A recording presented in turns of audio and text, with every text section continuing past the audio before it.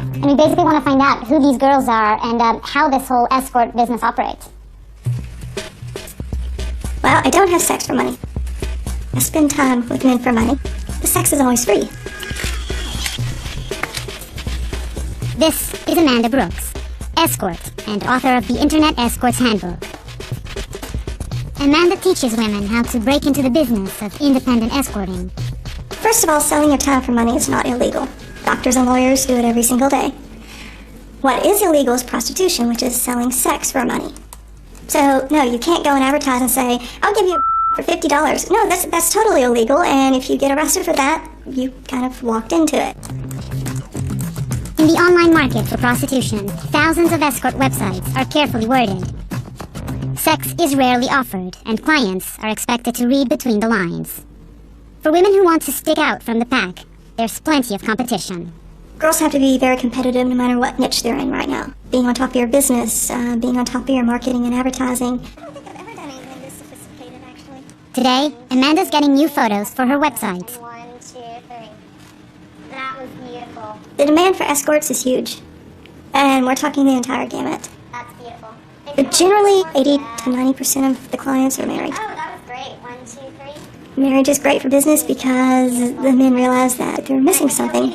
And we're a lot better than an affair because we're not going to go in there and, try to take him away from his kids. We're not going to go in there and try to make him marry us. We're very safe. I've disappointed and failed to live up to the standard I expected of myself. I must now dedicate some time to regain the trust of my family. Moments ago, Elliot Spitzer announcing he will step down effective next Monday, forced from office after he's linked to a pricey prostitution ring. A judge refuses to dismiss the indictment against alleged Manhattan madam Kristen Davis. When New York Governor Elliot Spitzer was caught patronizing high-end escorts, agency owner Kristen Davis went down with Davis was him. arrested in March after police say a neighbor tipped them off. What interested me in particular about the sex industry is the economics of it. I came from a business background, and it is a recession-proof industry. There's a reason why it's called the world's oldest profession. Kristen didn't set out to be a madam. She was introduced to the sex industry while working at a multi-million-dollar hedge fund.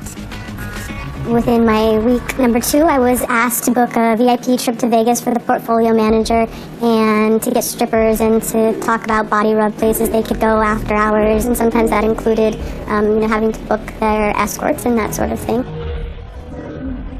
Kristen started one of New York's most successful escort agencies and became known as the Manhattan Madam. She says her agency earned millions each year. High-end prostitution is seen as glamorous. People cannot fathom why someone would pay over $1,000 an hour for somebody's time. Once they hear that, now their next question is, what's the girl like, or what are they getting for that amount? Lube. Good lube. Lots of it. Odorless, tasteless. The necessities. Condoms. Condoms. Lots of condoms. Lots of condoms. Sometimes we use rope. Large portable vibrator. Rechargeable. The lace. As an escort, Sarah sees both men and couples who come to Las Vegas looking for a good time. So this is your mental checklist. This is what you bring in your briefcase. Exactly. The vibrator, the condoms, the lube, the handcuffs, the rope. This is in your briefcase. This is in my briefcase, yes. You enjoy what you do. Absolutely. Oh yeah. When I was talking about you, I said prostitute before. Did you not like that term? It doesn't bother me. No. It's technical, like accountant. Yeah, it doesn't bother me. I mean, I know what I am. It doesn't stir me. Sarah's privileged in the world of prostitution. As an independent escort, she calls the shots and commands big money from her clients. But for many women who set out to become escorts, a much different reality awaits.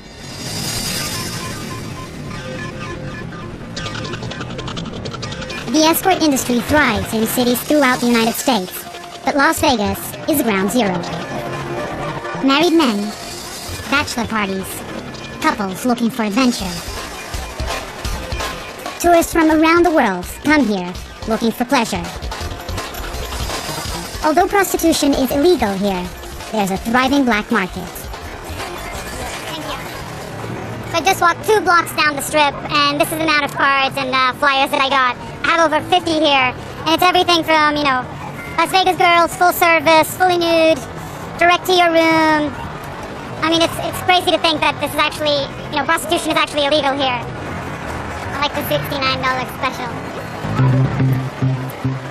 Escort agencies send girls to hotel rooms for private lap dances. As long as they don't advertise prostitution, they're protected by free speech laws. An escort agency is legal as long as no sex is involved. The problem is that there's really not any business unless there's at least the implication or the fantasy that sex will be involved. Agencies like these are a cottage industry, booking escorts in and out of hotel rooms for quick turnarounds.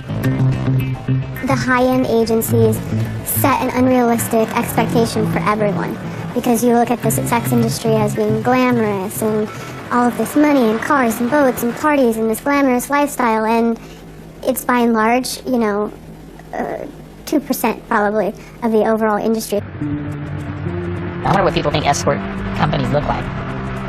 Detective Chris Boffman investigates pimps for the Las Vegas Police Department's Vice Squad. He sees the other 98%, the darker side of the escort industry. Tonight, he's investigating a man who violently beat women and forced them to work for an online agency. What's the biggest misconception you think people have of escort agencies? The idea that, the phone rings and, there's some free-spirited woman on the other end in her high-rise. That's all in people's heads. We've never seen that. We're just a few blocks from the Las Vegas Strip. Chris and his partner, Al Biaz, are doing surveillance. Just below is a building with blacked-out windows and security cameras along the perimeter. It's home to 24 escort agency call centers. So you're just trying to sort of gather information here on this case that you're working on right now. So this is a really good spot for us to sit back with the binoculars, pick up license plates, see if there are any familiar faces that we notice that are hanging around these escort services.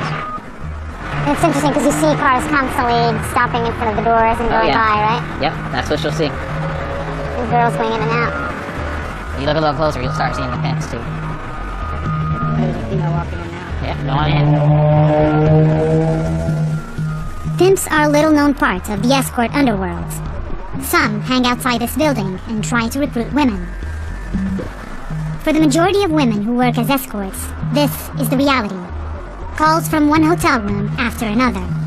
At the end of the night, they return here to drop off a cut of the money. And this is what many people call high-end prostitution. That's your high-end escort going into a shady little call center to go drop off her service fee. Good looking girls. We're about to go inside the escort underworld to find out how it all works.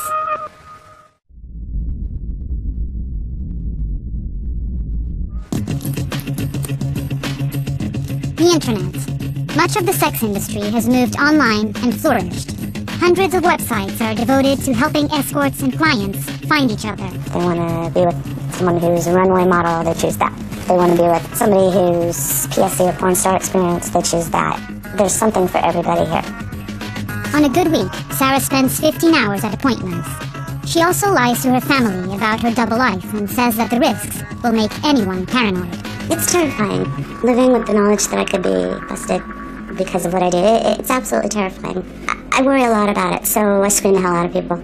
They have to tell me everything about them. Their real first last name, they have to tell me where they work, they have to tell me how old they are, they have to tell me where they live. Thanks to the internet, I can tell if they're a real person or not. If they're a ghost, I don't see them. They could be Jack the Ripper, they could be law enforcement, they could be lying about anything. And if they're not completely straight up with me, I don't see them. Tonight, Sarah's meeting her new client. He's passed her screening, so she's convinced she'll be safe. There still is a bit of a risk of violence. But really, anybody's biggest weapon is just paying close attention at all times. And if somebody comes in and something doesn't feel right, you trust your gut. There's a lot of girls that get in and try it. Even the ones that are enthusiastic, they'll get in and try it. If it were easy, everybody would stick with it. It's not. It's just not. Not even at my level is it easy.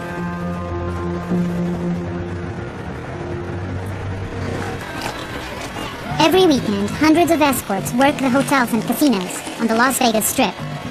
The night is just getting started. Former escort Annie Lobert is about to begin a night of outreach. I was the top call girl at the escort services that I worked. I considered myself a high-class prostitute. But I never said the word prostitute. high-class call girls, what I said. People think that sex work is so glamorous and that girls love it, but it's a lie. I want you to have that first rape, the first beat down. I've had clients try to kill me and leave me for dead in the room. Annie worked as an escort for 16 years. She left the sex industry and started a ministry called Hookers for Jesus. Her mission is to help women leave the business. Be safe tonight. Be safe, girls, okay? God bless you, girls. Have a good night. Most of them are in the casino. You're not going to see a lot on the strip. They're in the casino going up and down the elevators, turning tricks. What will happen if they see the camera? They will get very upset. Annie agrees to take us inside a casino to show us how high-end prostitution works. There are security cameras everywhere, and no filming is allowed, so I'm wearing a tiny hidden camera. Ready? Let's roll. If I was working still, I would come here. Because this place has a lot of high rollers. It's one of the higher class casinos on the strip. I see a girl. She's with an older guy. Doesn't look right. She's working. She's probably in her 20s. He's probably in his 60s. It's definitely not her dad. She's Asian. He's a white man. Gray hair. She's laughing and sitting there with that guy like it's like the best day of her life. And she's probably thinking about all the money he's gonna give her. Right there. Oh, right there. They're working. These two girls right there? Oh, wow. Right there. Annie spots two women making the rounds. Hey, girls! Come here. Come here. So what are you guys doing here? You guys just hanging out? Yeah. Are you guys like watching your back right now? I know the security's not that bad right now. Everything's fine. But there's a lot of girls that just came out just now. Just be careful. Well, no, I mean I saw a bunch, but I hope you guys like stay safe and everything. And are you guys okay? Anyway, you girls have a good night. See you later. Bye. No more than 5 minutes later, the same girls appear to be negotiating with several men.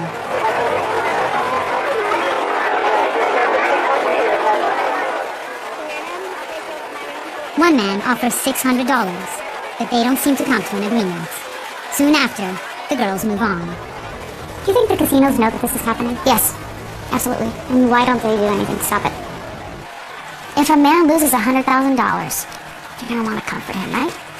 Send him a girl, take care of him, woo and coo him, send him some alcohol, so when he wakes up, he'll pull out another $100,000 and gamble at your casino. You gotta keep him happy. We contacted several casinos. They all said that they don't support illegal activity, and employees could be fired for promoting prostitution. Don't let the casinos fool you with their nice security systems. There's people on the take, all over the place. Think about it. Everybody was on the take that I knew. The valet drivers, the cab drivers, the limo drivers, the bartenders, the hotel concierge, the hosts, the casino hosts. You name it, pimpin'. Pimps are all around us. What's it like to go on a call for one of these agencies? They sell you.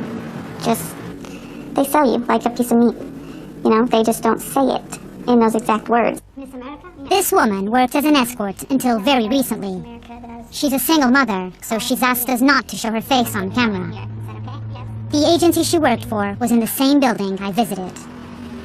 If I went in there and I said, look, I'm interested in the escort service, I want to sign up, I want to work for you guys, but I don't want to have sex, they just might not ever call you. I mean, if they go as far as hiring you, they just won't call you. They would just never call me. Yeah. Nobody's going to pay thousands of dollars for a striptease to see a boob or something. So how many calls were you getting a day? I'd say about like 15 calls. I worked until 5 a.m. I was running crazy up and down the strip, all these casinos. Like I started working that much when I met my guy. Anthony? Yeah. He knew the owner of the escort agency that was part of his sweet talk. So he got me what was called being a priority girl, which was being the top 4 girls escorts to get called out. Like, it's like being an A-lister.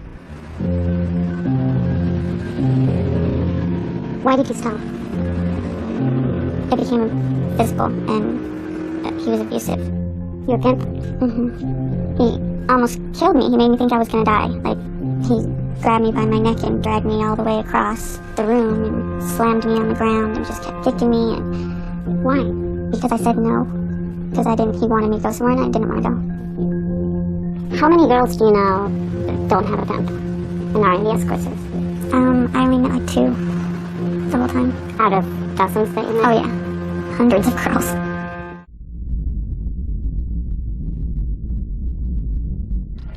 And here they are on the side. So you'll click on one of them. Vice Detective Chris Boffman works on the Las Vegas Vice Squad's Pimp Investigation Team. This file is about a case. The Pimp Investigation Team just closed a case on a man who was trafficking women through high-end agencies. He lured a woman to Las Vegas by promising to get her a job as a dancer, but then he makes the pitch. You can work for me. I'll set you up with dates with really nice gentlemen. You do whatever they want for money, but when you're done with that money all has to come back to me, and then I'll take care of you. And these dates would go through escort services? Yeah. Here in the city? Yeah. This is the 911 call. You're fine. Here, I'll help you. I'm not touching you. Come here, listen. Listen. Listen. Please don't.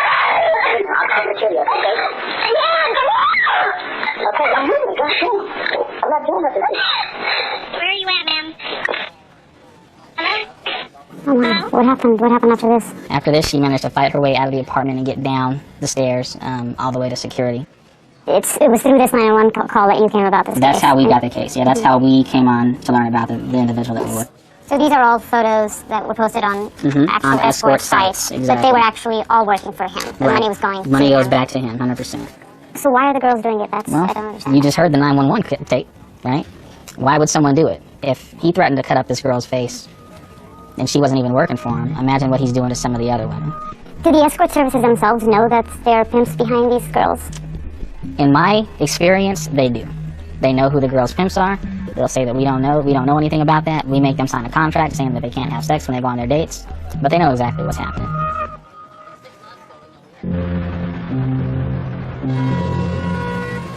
We're on our way to meet with a man who owns an escort service. He's agreed to meet with us outside of his office at this bar, and he said he'd be wearing sunglasses to partially obscure his identity, but that he would tell us how the escort services really work.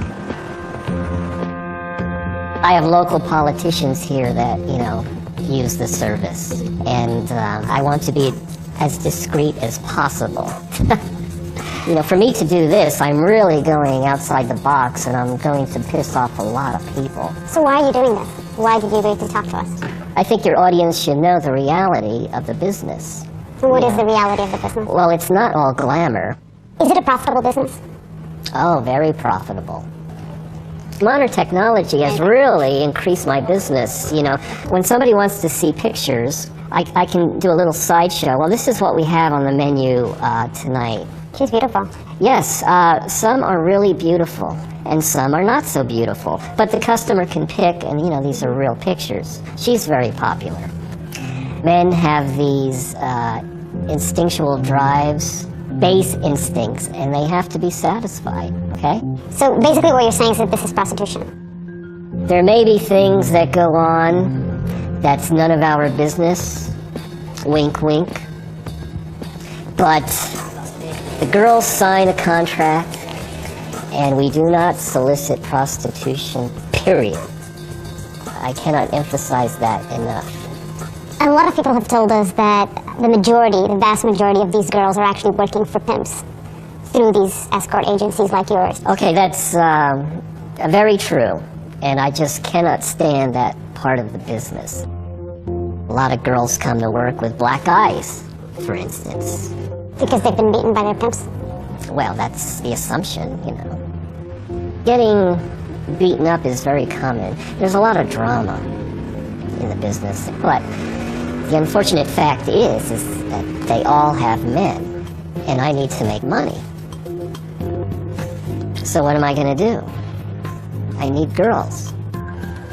Look at me as a broker of commodities, and the females are a commodity. I'm doing a service, not only for men that have these desires for entertainment, but for the girls. So it all works out, a nice little family network.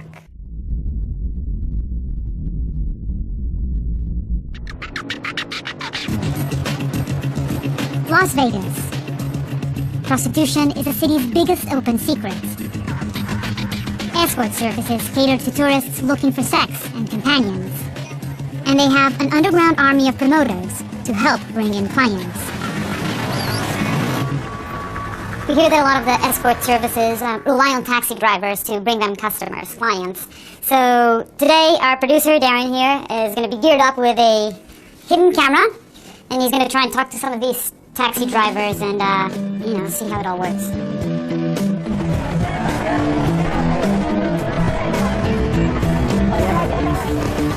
How you doing?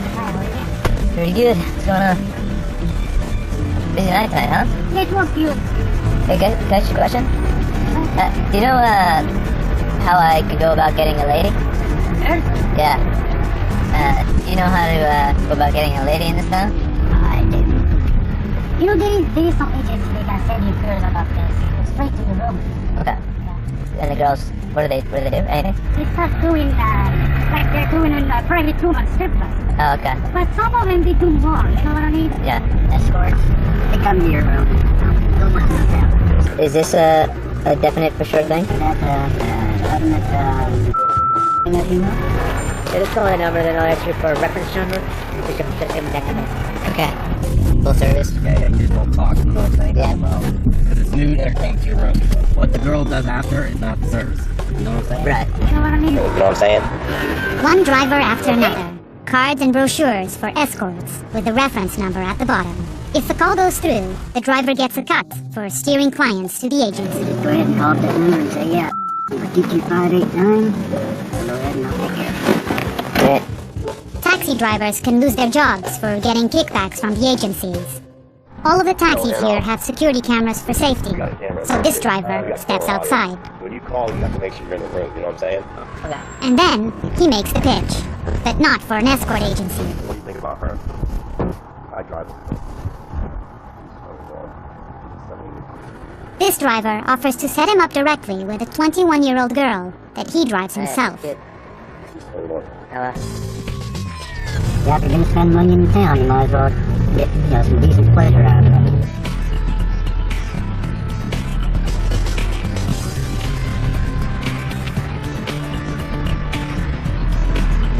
In Las Vegas, an entire underground economy profits from the illegal sex industry. But those who have sex for money are considered a criminal class, and they take on the most risk.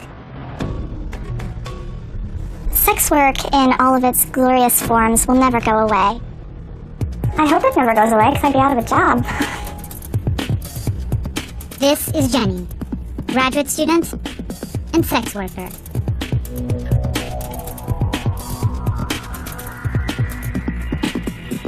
Vegas has become very successful at selling an image of sex and often an image of female sexuality. Corporations make a lot of money off of these images. Unfortunately, workers in the sex industry are not afforded the same rights as others in the service industry. In fact, we're arresting them and spending millions of taxpayer dollars on arresting them and throwing them in prison. Jenny heads the Las Vegas Sex Workers Outreach Project, fighting for the rights of prostitutes who work illegally in the city.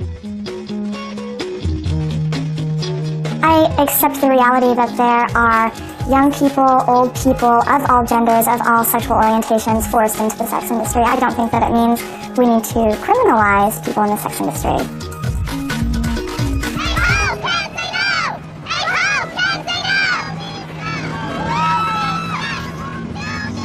This is the Vegas Slut Walk. Hundreds of activists have gathered on the strip to protest sexual violence. The provocative clothing is part of the message. For countless illegal sex workers, rape and sexual violence are common. If a woman is raped, she's asked if she's a whore. If a whore is raped, she's asked, what did you expect? As if selling erotic services somehow meant that she couldn't actually be raped. People in the sex industry who are working illegally are not able to go to law enforcement when they need help. For instance, if a customer becomes violent, they can't go to law enforcement and ask for protection.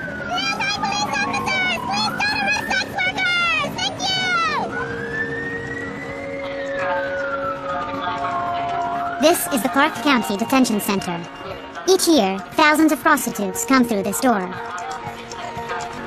It's just past midnight. We're here at the jail, and they just brought in this woman who is a suspected prostitute. They're checking her for any weapons or drugs, and they say that this is when this place starts getting busy. By the end of the night, if there are double squads working, or depending on how many detectives there are out working streets or enforcement, by 3, 4 in the morning, this whole back row could be full. Vice detectives routinely arrest prostitutes and undercover stings in hotels and casinos. But the escort services are more difficult to target. The problem with the escort services are, one, how do we prove that these guys know that this is going on? Because they'll tell them, oh, you're not allowed to have sex. And they will hide behind their little flyers and their waivers and the fact that they're that they have a general business license in the city. But they know what's going on. They all know. Not just in Vegas, but you name the city, they know.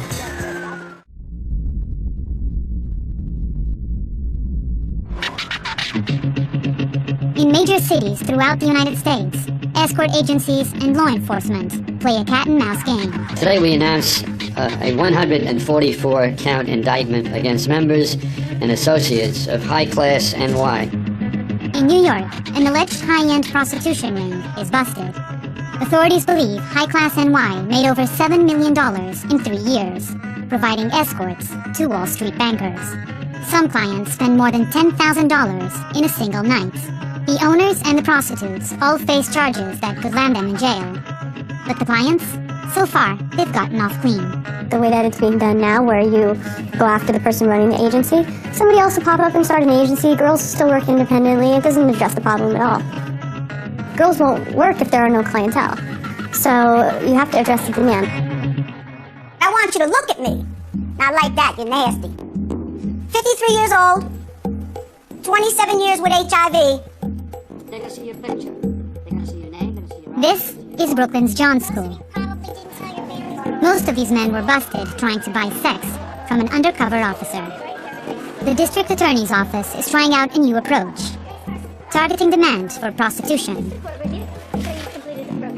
Their secret weapon? Rosetta, a 53-year-old former prostitute who's now HIV positive. The John School teaches men that prostitution is not a victimless crime. Physically I'm there, right? But emotionally, I'm not there. I'm trying to play tic-tac-toe on the ceiling. I'm trying to think about anything except where I'm at. The reality is, I was not even thinking about you. It was all a dream. It doesn't often serve me to get up in front of a bunch of strangers and talk about something that caused a lot of shame and pain in my life. But I'm willing to do that if it can help somebody. So I started with the escorts, agency, making good money to eventually, because of the drugs,